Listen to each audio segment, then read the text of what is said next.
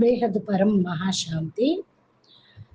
మా దివ్య సందేశము మొదట మనమందరం బేహద్కి బేహద్ దాదాజీ తోటి కనెక్షన్ జోడించి బేహద్కి బేహద్ కళ పరంధామానికి వెళ్ళి ఆత్మస్వరూపంలో స్థిరంగా ఉంటూ 1-2 సెకండ్లు కనెక్షన్ జోడిద్దాము.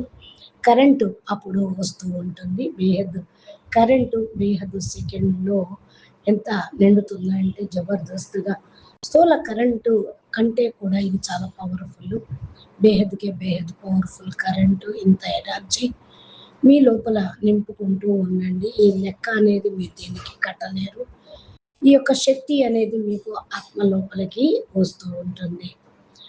ఇప్పుడు భారతదేశం పైన ఈ యొక్క పరం ప్రకాశంను పరం లైట్ని వేస్తూ ఉండండి. అనగా వైబ్రేషన్ తోటి రేసెస్ వేయండి. దాదాజీని జ్ఞాపకం చేస్తూ ఉండండి. దాదాజీ యొక్క సహయోగిగా కండి. బేహద్ విశ్వ కళ్యాణకారిగా కండి. బేహద్ విశ్వ పరివర్తన అనేటువంటి లగన్లో నిమగ్నమై ఉండండి. విశ్వ సేవాదారి పిల్లలకి బేహద్ విశ్వ సేవాదారి మా హృదయపూర్వకమైన పరిస్థితులు నమస్తే చెప్తూ సందేశాన్ని ఇస్తూ ఉన్నారు. సదా తమను తాము సహయోగిగా అనుభవం చేసుకుంటూ ఉన్నారా? బేహద్ దాదాజీకి సహయోగిగా అవుతున్నారు. అప్పుడు మీ యొక్క యోగం సహజంగా అనిపిస్తూ ఉంటుంది. కష్టం అనేది కలగదు. బాపూజీ యొక్క వారసత్వం పిల్లలకి లభిస్తూ ఉంది. ఎందుకంటే పిల్లలు వారసత్వానికి అధికారి సదా సహజ ప్రాప్తి అనేది పొందుతూ ఉంటారు.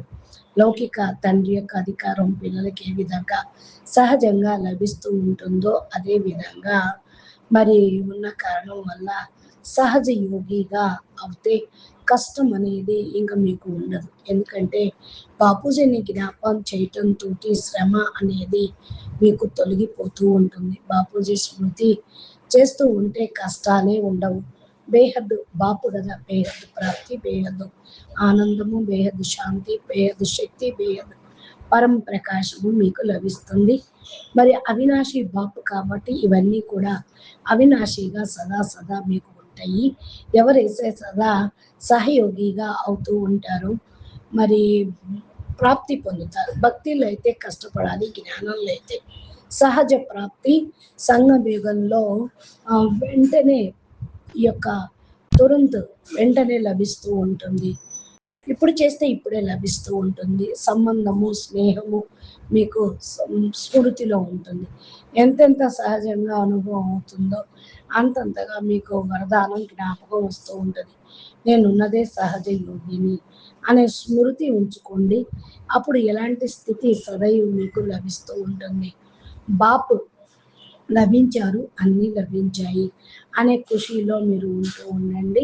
బాపు పిల్లలుగా అవ్వటము అంటే సర్వ గుణాలకు మీరు, సర్వ ఖజానాలకు, సర్వ గుణాలకు, సమస్త జ్ఞానానికి మీరు మాలిక్ లాగా అయినట్లే.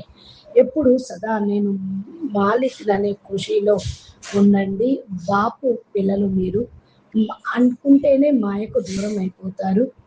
అప్పుడు బాపు మీకు సొంతం అవుతారు. సంతోషంగా స్మృతి సదా ఉండండి. వృద్ధిలోకి వెళ్ళండి. సదా మిమ్మల్ని మీరు చూసుకోండి. ప్రతి సబ్జెక్ట్లో ఎంతవరకు సమీపంలో ఉన్నాము అని గుర్తించండి. ఎక్కడ బాపు తోడు ఉంటారో అక్కడ సహయోగం సదా ప్రాప్తిస్తుంది. సదా బాపు మనకు సహయోగి.